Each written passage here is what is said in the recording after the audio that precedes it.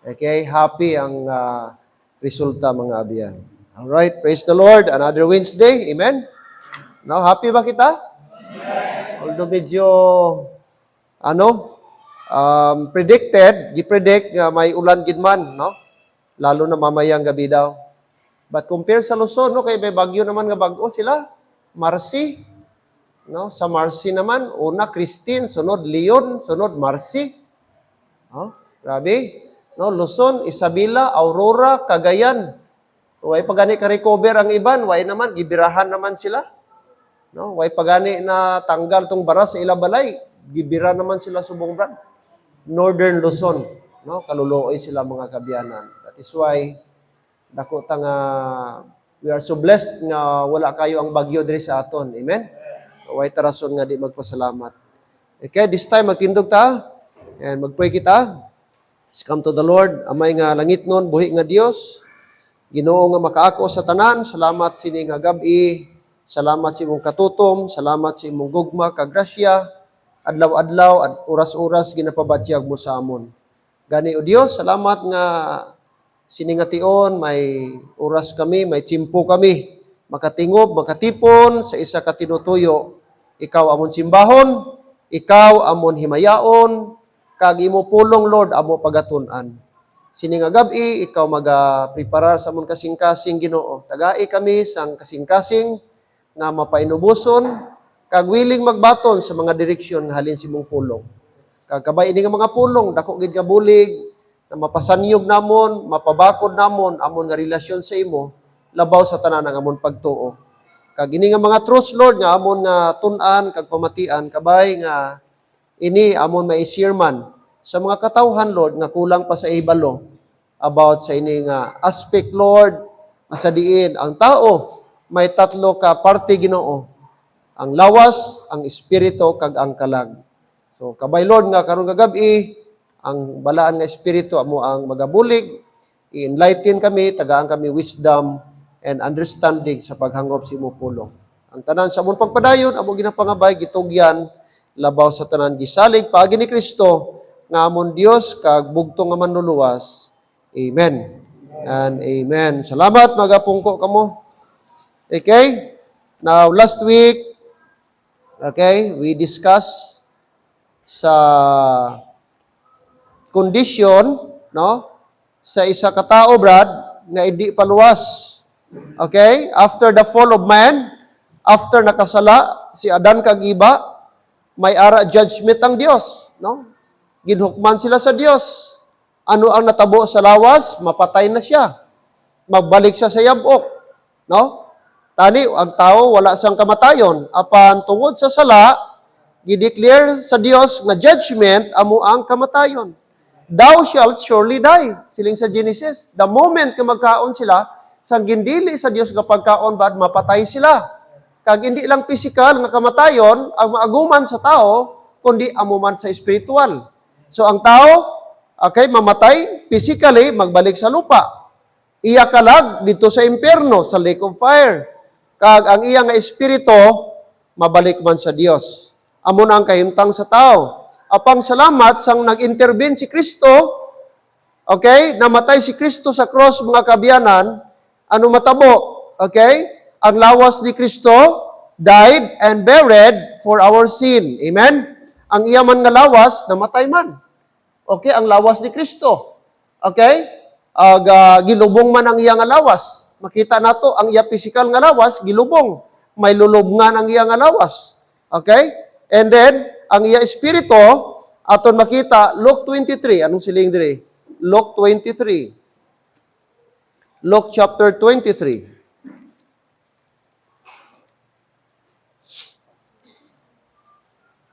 Luke 23, verse number 46.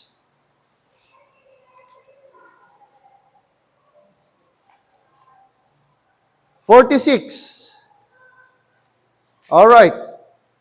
May passage po siya sa Matthew. Ini naman sa Book of Luke. Alright. Verse 46, aton basahon, ready go. And when Jesus had cried with a loud voice, he said, Father, into thy hands I commend my spirit. And having said thus, he gave up the ghost. So aton makita diri, klaro nga si Kristo may espiritu.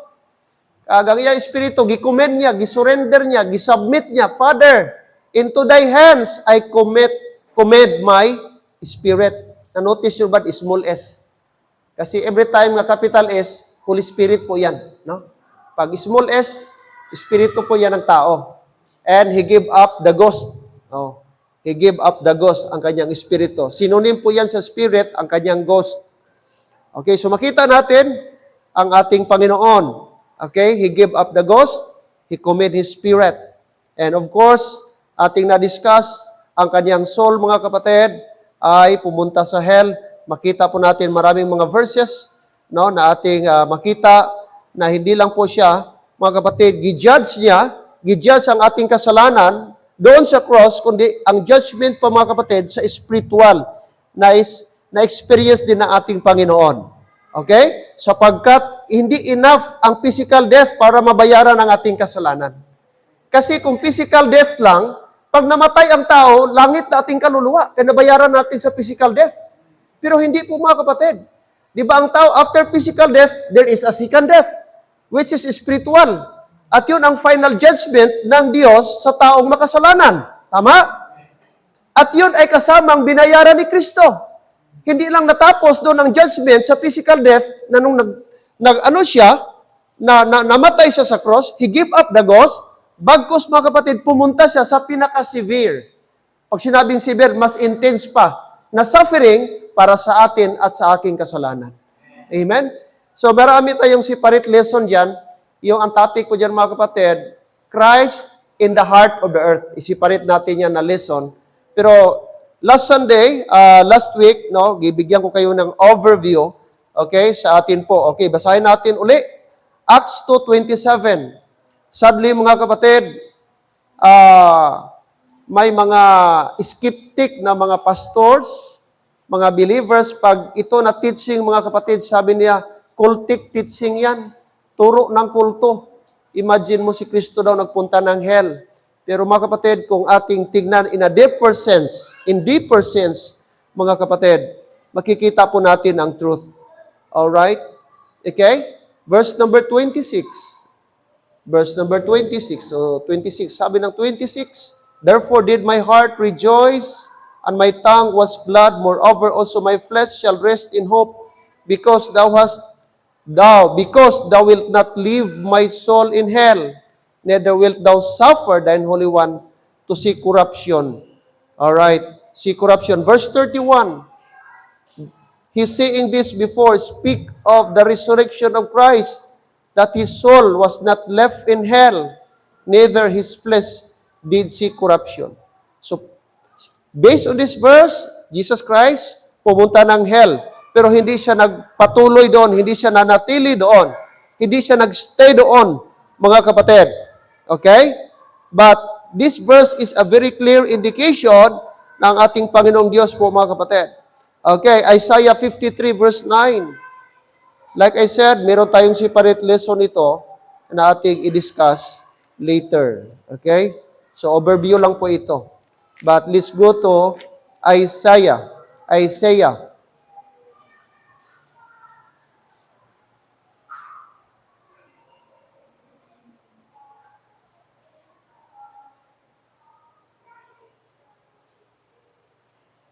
Alright.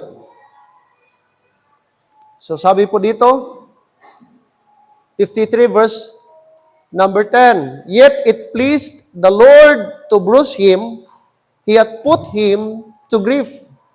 When thou shalt make his soul an offering, take note this word, his soul an offering for sin. Okay?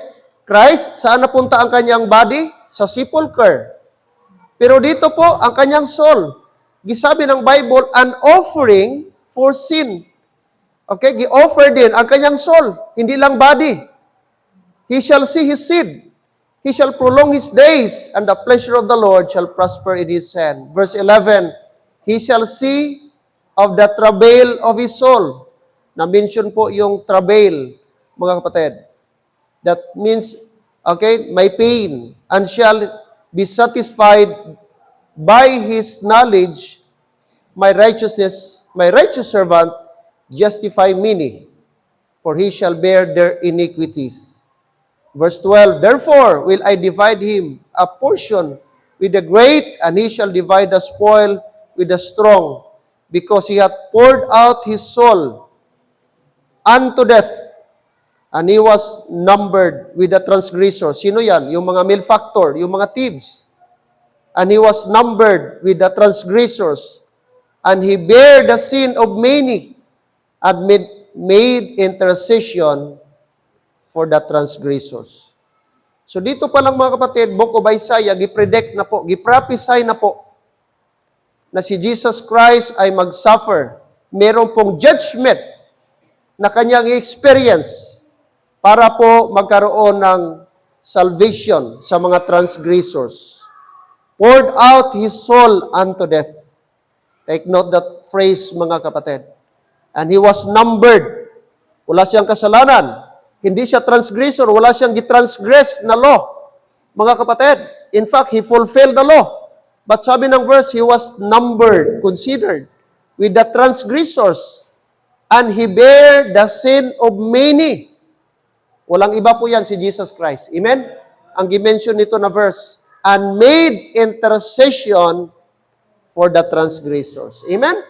So maliwanag mga kapatid, si Jesus Christ dito ang tinutukoy.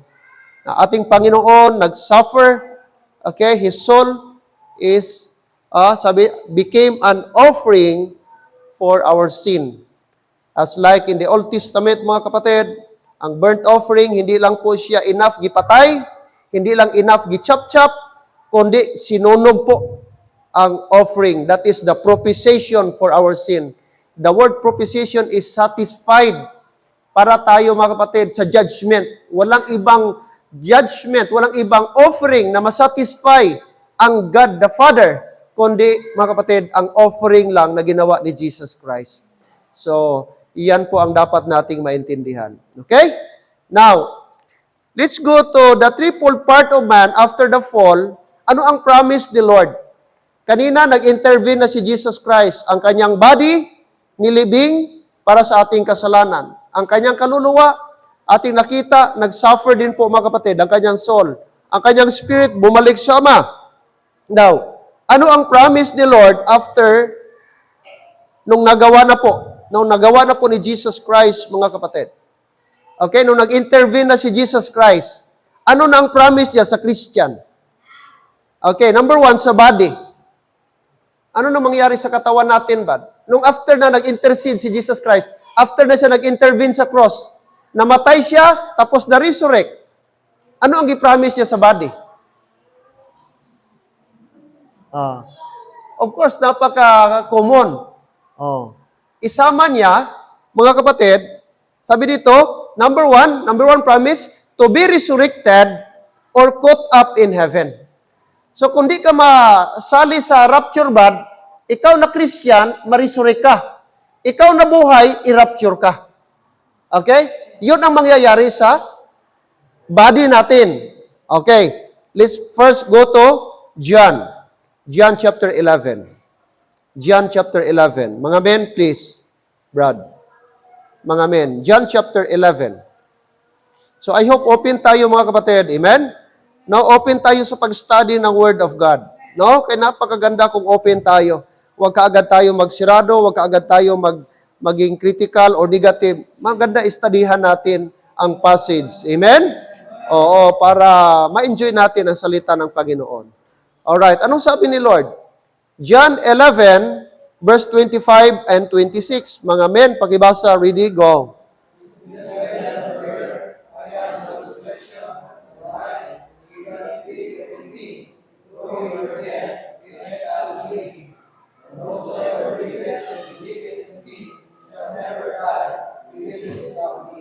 Amen. Sinong sinabihan ni Jesus Christ? Sino, Brad?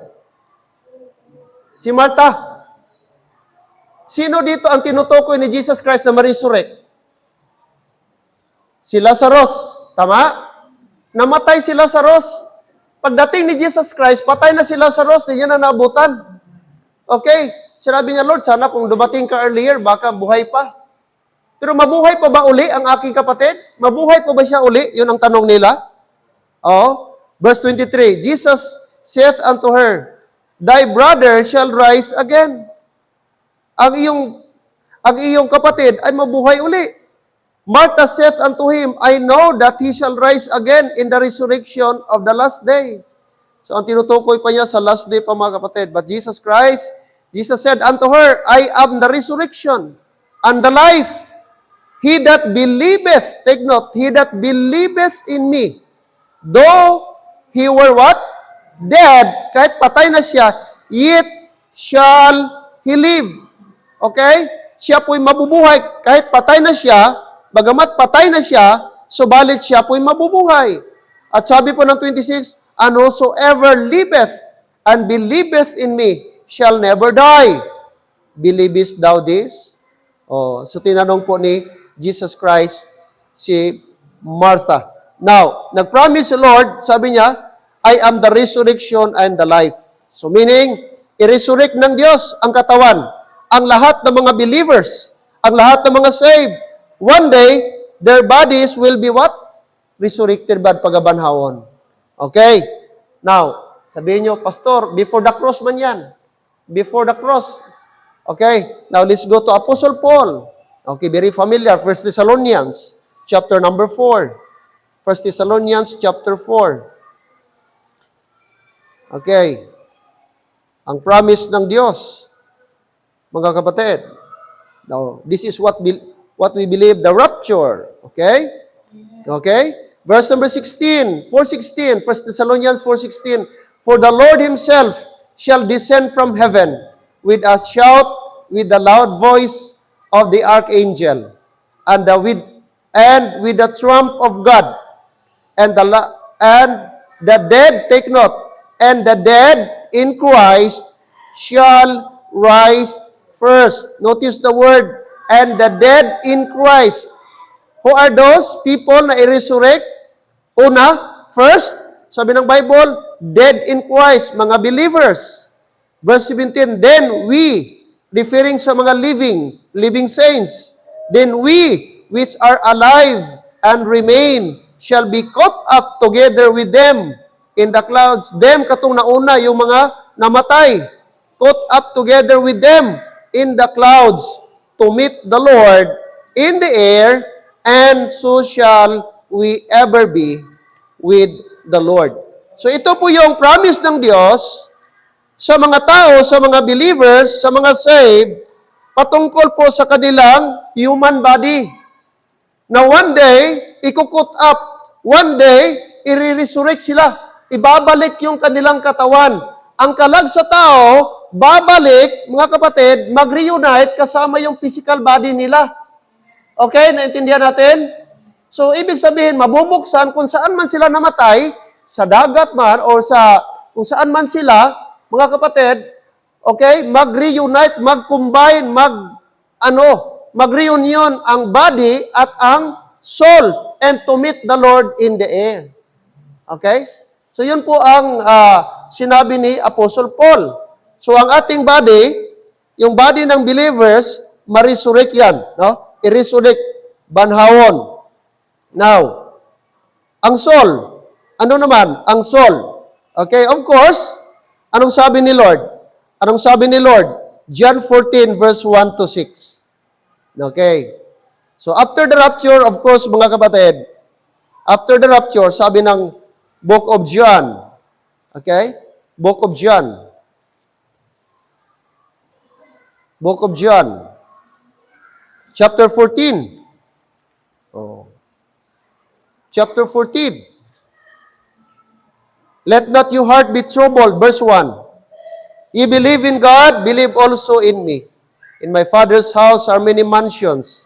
If it were not so, I would have told you, I go to prepare a place for you. And if I go and prepare a place for you, I will come again and receive you unto myself, that where I am, there ye may be also. And whither I go, you know, and the way you know. Thomas saith unto him, Lord, we know not whither thou goest, And how can we know the way? Verse 6, Jesus saith unto him, I am the way, the truth, and the life. No man cometh unto the Father but by me. Now notice the word in verse number 3, and if I go and prepare a place for you, I will come again and receive you unto myself. And notice this phrase, that where I am, there ye may be also. So yun po ang kaluluwa, no? Nag-promise po ang Panginoon. One day, no, someday, mga kapatid, no, isasama niya forever and ever. Okay. Now, next mga kapatid, the threefold part of man, okay, after the conversion, yung after tayo masave. Now, ang sagot, the original spiritual condition will be restored.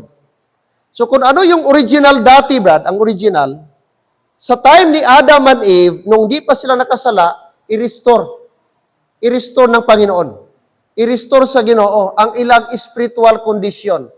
Okay? Now, ano ba ang kanilang condition? Condition sa tao before sila nagkasala. O sa aton man, subong, kita sa aton status subong, anong nakita? Atubangan sa Dios. Ano ang aton spiritual condition? Colossians chapter 2. After we believe the gospel, anong promise ni Lord? Anong sabi ni Paul? Colossians 2, please. Colossians chapter 2. Alright. So let's open. Interesting ni siya nga verse, no? Mga kapatid. Look at verse number 12. O beginning verse number 10. Colossians 2:10. Colossians 2:10. And ye, refers sa mga Colossians, and ye are what? Complete in Him. Sino yung Him? Si Jesus Christ. Sino yung ye? Mga Colossian believers. And ye are complete in Him, which is the head of all principality and power. Verse 11, in whom? This is connection sa kanilang, okay, verse number 10. In whom also, sabi niya, ye are circumcised. So nabanggit ni Paul na complete sila kay through Jesus Christ, tapos nag-undergo pa sila ng spiritual circumcision. In whom also ye are circumcised. Notice that word. With the circumcision made without what? Hands. That means spiritual circumcision. Okay? Sa Old Testament, foreskin, physical, pero ito, spiritual, meaning ang kanilang heart ang gicircumcise, made without hands, in putting off the body of the sins of the flesh by the circumcision of Christ. So according sa ating verse, sino ang nag-circumcise sa atin? Nag-administer ng spiritual circumcision? Si Jesus Christ. Kanino nangyari? Kailan nangyari ito? The moment, Brad, nag-believe ka sa gospel, automatic, instantaneous, nangyari sa iyo ang spiritual circumcision. Are you with me? Okay? So, hindi natin yan na-feel, hindi natin yan but because that is the work of the Spirit of God. Spiritual circumcision. Verse number 12. Buried with Him in baptism, wherein also ye are risen with Him through the faith of the operation of God, who hath raised Him from the dead. Alright. Now, hindi po, by the way mga kapatid, hindi po lahat baptism makita sa Bible, water baptism. Actually, maraming baptism sa Bible, iba't iba. 11 baptism ang na-mention sa Bible. At 11 kaklase ang baptism. That's why, every time makabasa ka ng baptism, hindi po yan automatic nag-refer sa tubig. Meron tinatawag spiritual baptism, which is si Jesus Christ ba ang gabaptize. Okay? So, meron tayong spiritual baptism. Verse number 12, buried with Him in baptism. Where? When it happened. During sa pagbilib natin sa gospel. Okay? Now, another verse. Take note, nagkaroon tayo ng spiritual circumcision. Romans chapter 8, verse number 1.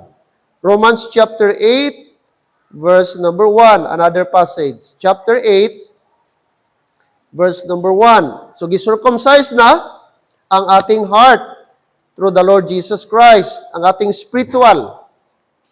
Ito naman, anong sabi ni Paul in chapter 8, verse 1? Romans chapter 8, verse 1. There is therefore now no condemnation to them which are in Christ Jesus. Sinong sinabihan? Mga believer o unbeliever? Mga believer na po ito. Okay, mga saved na po mga kapatid. Na hindi na po sila mag-undergo o hindi na po sila under condemnation because they are in Christ Jesus. Sabi pa ng Bible, who walk not after the flesh, what else? But after the Spirit.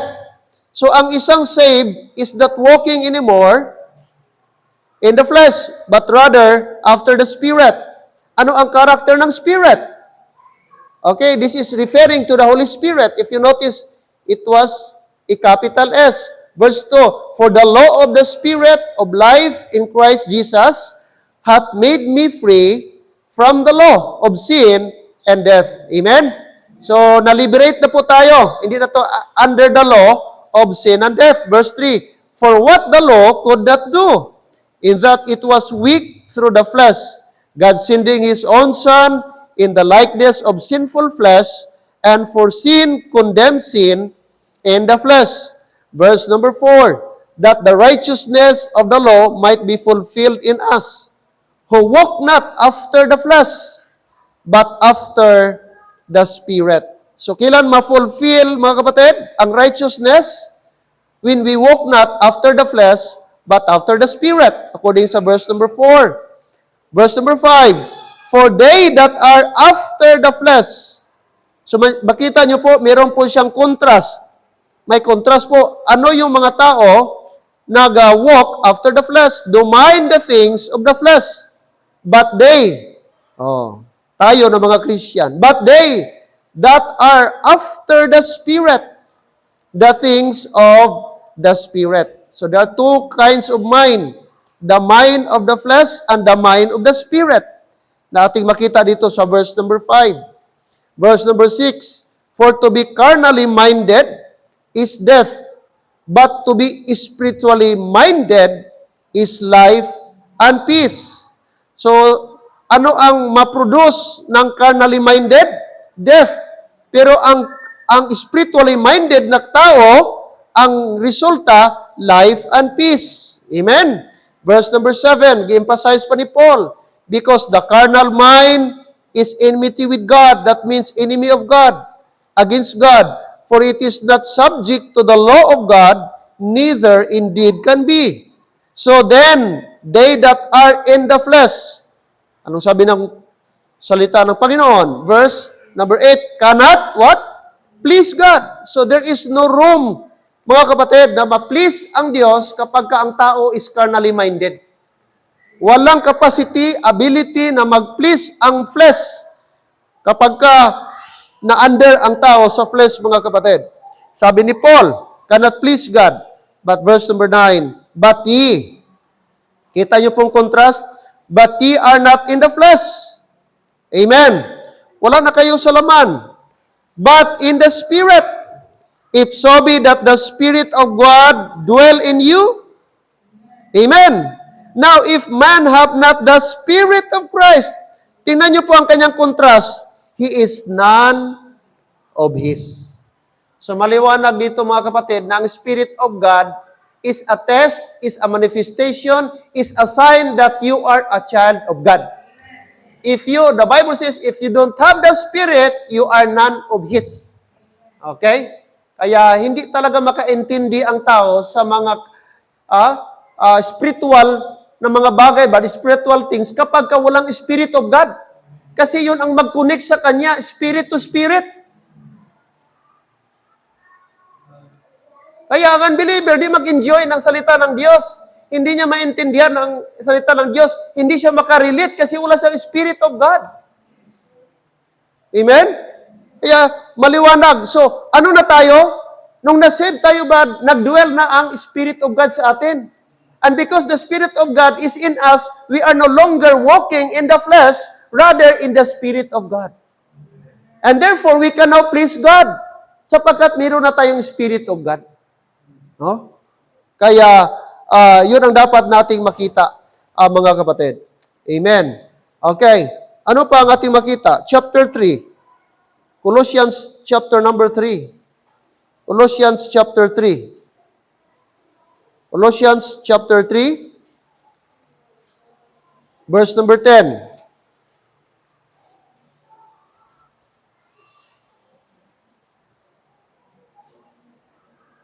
Colossians 3, verse number 10. Let's read. Ready, go. And have put on the new man, which is renewed in knowledge after the image of Him that created Him. So, nag-refer din ito sa, ang new man na sinabi dito, ay isa pong saved, no? Isa ng believer. Tapos, naging-put on, nagamit si Paul ng metaphor na parang damit, na sinuotan na siya. Naging bagong tao na siya. Tapos, sabi niya, renewed. Renewed na siya. Okay? After the image of Him that created Him. So, meaning, no, ang ating ang karakter ng ating Panginoong Diyos, ang image ng ating Diyos, ang kanyang karakter, no, na-adapt na natin, mga kapatid. Okay? Kasi nga sabi ng verse number 9, we need to put off the old man with his deeds. We need to put off the old man. Instead, we need to put on the new man. That is our new nature. That is our new condition. That is our new position. Amen? Our new status, our standing before the Lord. No? No? Nung tayo po'y na-save, mga kapatid. Kaya, napakaganda po. Balik tayo sa Romans chapter 8. Ano pang sabi ni Paul? Romans chapter 8. Chapter 8. So, intindihin po natin ang verse para po ma-enjoy natin, mga kapatid. Tingnan niyo po ang verse 15 at 16. Romans chapter 8, verse 15 and 16. According sa verse 15, for ye have not received the spirit of what? Bondage again to fear, but ye have received the spirit of adoption, whereby we cry, Abba, Father. So there are two kinds of spirit there na ating makita. The spirit of bondage and the spirit of adoption. Okay? Yung spirit of bondage, small s, that refers to our old nature. We are under sin. We are sold under sin. We are servant of sin. Kaya sabi ni Paul, hindi na po kayo alipin. Hindi kayo nakatanggap ng spirito ng pagkaalipin. Again, to fear. But rather, sabi ni Paul, ye receive the spirit of adoption. Okay? We are now adopted. Whereby, sabi ni Paul, we cry, Abba, Father. And then verse number 16. Ito yung maganda, mga kapatid. The Spirit itself beareth with witness with our spirit that we are the children of God. So, mga kapatid, may connection na po. Ang Spirit of God at our spirit is the witness, mga kapatid, is the witness with our spirit that we are the children of God. Amen? Are you glad, mga kapatid? For the truth na sinabi po ng Bible. Okay? Now, dito po, mga kapatid, after sa conversion,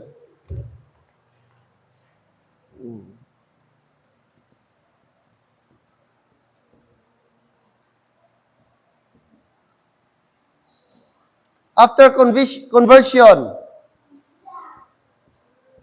okay. Ano ng status? Ano ng status sa body? Okay?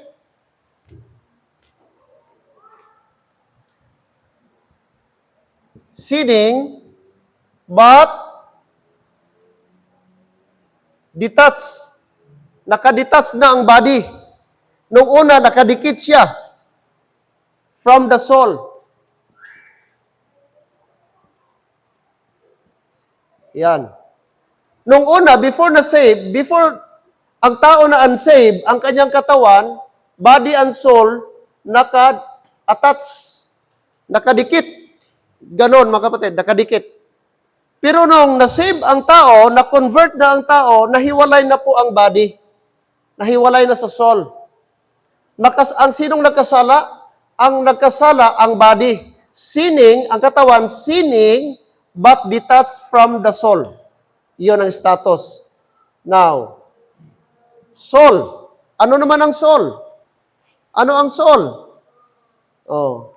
Ang soul, after conversion, now we're talking about conversion, okay? Anong sabi dito, mga kapatid? No sin,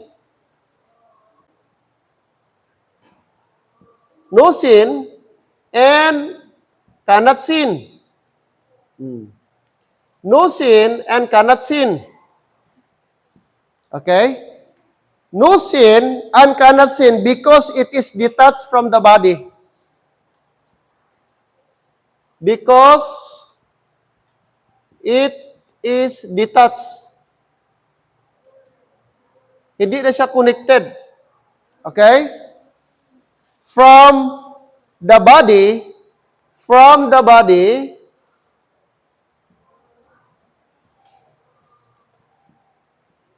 through the circumcision, okay, of Christ. Okay, take note. No sin ang soul, cannot sin. Anong dahilan? Because it is detached, nahiwalay na po from the body through the circumcision of Christ. So tanong, Pastor, sino pala ang magkasala? Ngayon na save ka na, ang magkasala ang katawan, hindi na ang kaluluwa. Kasi ang kaluluwa, nilinis na ng Diyos. Ang kaluluwa, pinatawad na ng Diyos. Kaya nga, pagharap mo sa Diyos, hindi na i-judge ang kaluluwa mo kasi pinatawad ka niya. No? So, ang magkasala, yun yung katawan. Oh, katawan. Okay? Now, yun ang dapat dating maintindihan. Okay? Sapagkat nahiwalay na siya. Okay? Ang nakakumit ng kasalanan, okay, ang nagagawa ng kasalanan, okay, yung flesh natin. Kaya nga may tinatawag tayong, okay, daily sanctification. No? Experiential sanctification. Dapat masanctify natin dapat, no? Ang ating katawan. Daily po yan na experience. Para ma-regulate, mga kapatid, ang sinning. Pero ang ating soul, nilinis na ng Diyos. Pinatawad niya na. Amen? Through His blood, mga kapatid. Okay. Ano pang nangyari? Ang ating soul. Ano? Ang ating spirit. Ating spirit. Oh, ang spirit ng tao. Oh. Spirit ng tao. Okay. So, na-restore po ang liwanag. Na-restore ang liwanag, mga kapatid. Proverbs 20:27. Proverbs 20, verse number 27. Proverbs 20:27.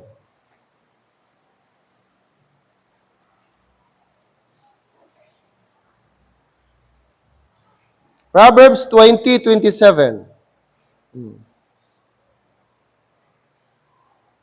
So na-restore na ang light, no? The candle of the Lord restored its light. And sabi pa dito, verse number 27, the spirit of man is the candle of the Lord, searching all the inward parts of the belly. That means to say, ang kanyang light na restored. No? Nung una, okay, before na-save ang tao, ang spirit of man, mga kapatid, wala nag-function, hindi siya nagiging light doon sa tao. But after siya na-save, sabi ng Bible, okay, the spirit of man, verse 27, the spirit of man is the candle of the Lord. Ano ang kanyang function? Sabi niya, searching. Searching. Okay? Searching the inward man. Oh. Inward man. Inward man. Alright? So, yan ang conditions ng tao. Mga kapatid, after na-convert siya, after ang kanyang conversion, na-restore na ang kanyang relationship kay Lord, ang kanyang status, ang kanyang condition, okay? Na-restored, no? Before God. Now, there are several kinds of death, no? 4 kinds of death na ating i-discuss. Okay? Konti na lang ito, mga kapatid, before our time. Okay? Now, let's go to the 4 kinds of death. 4 kinds of death. Now, first, ito tinatawag natin na the spiritual death. The spiritual death. Ephesians chapter 2, verse number 1. Ephesians 2, verse number 1. Nag-mention si Apostle Paul. Look at chapter 2, verse number 1. Chapter 2, verse number 1. And you hath he quickened who were dead in trespasses and sin. So, nag-mention si Paul dito ng word na dead, kamatayan. And you hath he quickened who were dead in trespasses and sins. Now, anong klaseng kamatayan ito? Okay, spiritual. Genesis chapter 2, verse 17. Genesis chapter 2, verse 17. Chapter 2, verse 17.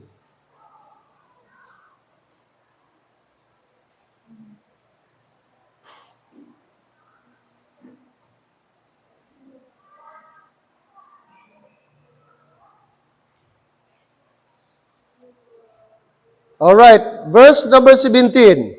But of the tree of the knowledge of good and evil, thou shalt not eat of it. For in the day that thou eatest thereof, thou shalt surely die. So ito yung instruction ng Diyos kay Abraham, kay Adam at saka kay Eve. Na bawal nilang kainin yung tree of knowledge of good and evil. Now, anong consequence? Anong sabi ng Diyos? For in the day, the moment na kainin nila, for in the day that thou shalt eatest thereof, ito yung very sure na consequence, mga kapatid. Sabi ng Diyos, thou shalt surely die. Now, tanong, giobey ba ng tao? Giobey ba di Adam and Eve? Alam natin ang story. Nag-disobey sila. Amen? Now, tanong, nung kinain nila yung tree of knowledge of good and evil, namatay ba sila? Instantaneous? Namatay ba sila, Brad? Hindi. Hindi sila namatay. Even physically. Hindi sila namatay nung kinain nila. Ilang years pa bago namatay si Adam? Pila edad ni Brad? Adam bago siya namatay?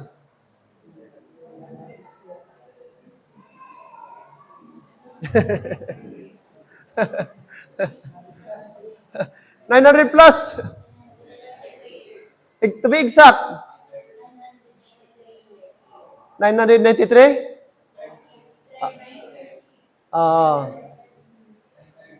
To be exact, 930. 930 years pa, bago Brad namatay. So pila edad ayan ni Adam dire? Yung nakasala sila.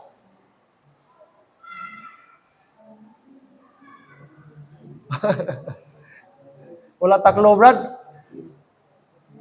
Pero most likely, bata pa.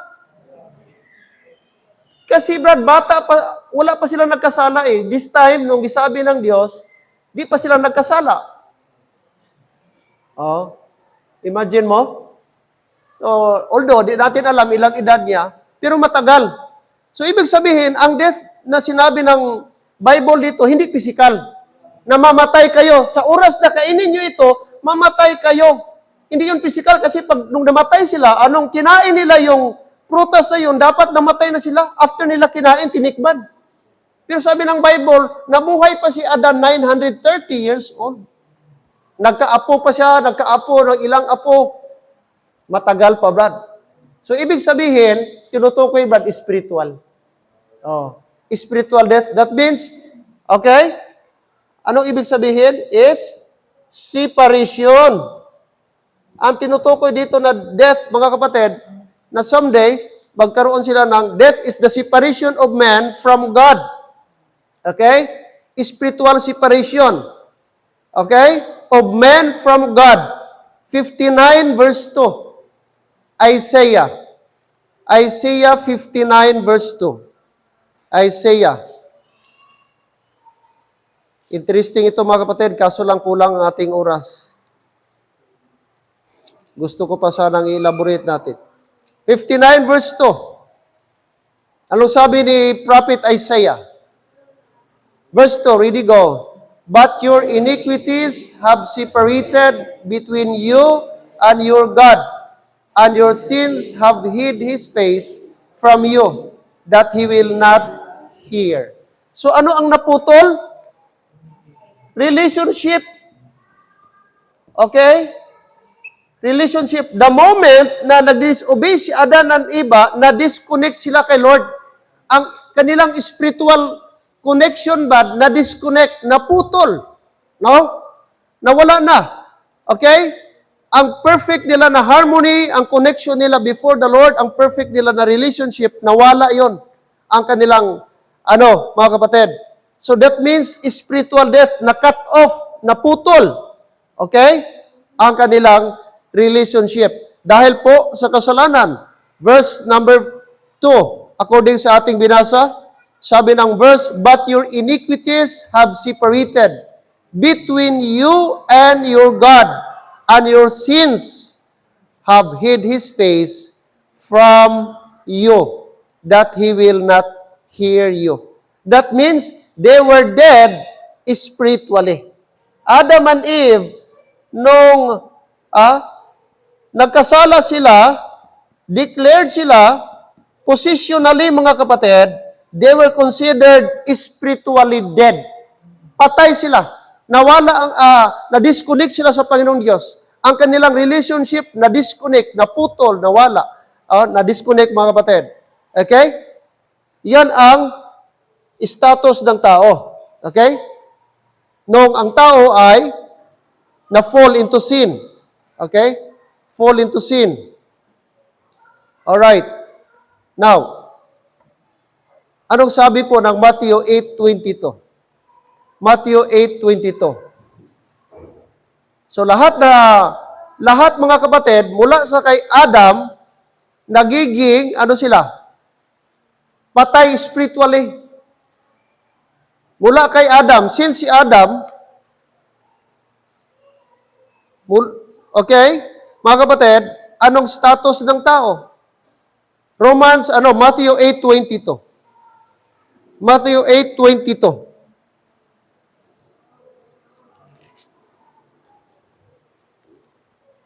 Lahat na born and raised from Adam. Ay anong sabi ni Jesus Christ dito? Verse 21, and another of His disciples said unto Him, Lord, suffer me first to go and bury my father. Verse 22, but Jesus said unto him, follow me, and let the dead bury their dead. Okay? So anong tinutukoy ni Jesus Christ dito? Na isang gustong mag-follow kay Jesus Christ, maging disipulo niya, pero ang kanyang excuse muna, Panginoon, pwede bang excuse mo muna ako? Kasi ililibing ko muna yung patay. No? Suffer me first to go and bury my father. So ibig sabihin, namatay ang kanyang tatay at ililibing niya ang kanyang tatay. Now, ito talaga physically patay. Itong kanyang father. Pero anong sagot ni Jesus Christ sa 22, bad? Let the dead bury their dead. Ang tanong, paano makabury ang isang dead? Paano makalibing sa patay ang isang patay. Meron bang ganon? Meron bang kayong nakitang patay na naglibing sa patay? Kung sa human mind natin. Hello? Nakuha niyo, Brad? Pwede ba maglibing ang patay sa patay? Pastor, multo na yan. So, ang tinutukoy ni Jesus Christ dito, yung patay na physical, hayaan na maglibing ang isang patay. So, ang tinutukoy dito, yung maglibing na patay, spiritual siya na patay. Buhay physically, pero ang tinutukoy niya, ang kanyang status sa harap ng Diyos, patay spiritually. Kasi nga, pwede pa siyang maglibing Buhay ang katawan, pero spiritual condition niya ba? Sa loob, patay siya sa harap ng Diyos. Kaya sabi ni Lord, let the dead bury their dead. Hayaan mong unsaved maglibing sa patay. Physically. Yun ang ibig sabihin. Kung gusto kang mag-follow sa akin, follow ka. Hayaan mo yung patay sa physical, ilibing ng patay spiritual. Hello, amen? So, ibig sabihin, mula kay Adan, nung nabuhay si Adan at nagkasala si Adan, papunta sa ating panahon, mga kapatid, ang tao na walang relationship kay Lord, patay spiritually. Meaning, separated tayo. Nakuha natin? Oo. So, mayroon tinatawag spiritual death, mga kapatid. Okay. Now, last na lang and then I will end. Alright, 1 Timothy 5:6. 1 Timothy chapter 5, verse number 6. Ang ibig lang sabihin ni Jesus Christ, kung priority mo ako, talagang wala kang excuse. Yun ang sinasabi niya doon sa Book of Matthew, mga kapatid. 1 Timothy 5:6. Anong sabi ni Paul? 1 Timothy chapter number 5, verse number 6. Let's read. Ready, go. But she that liveth in pleasure is dead while liveth. So, tinutukoy din ito, spiritual dead, Brad. Okay? Na ang tao daw, but she that liveth, nagapagkinabuhi sa kalayawan. Ano sa Ilonggo ni Brad ning kalayawan? Kalingawan ba? World ba? World. Kalibutanon. No. Unod nun nga kalipay.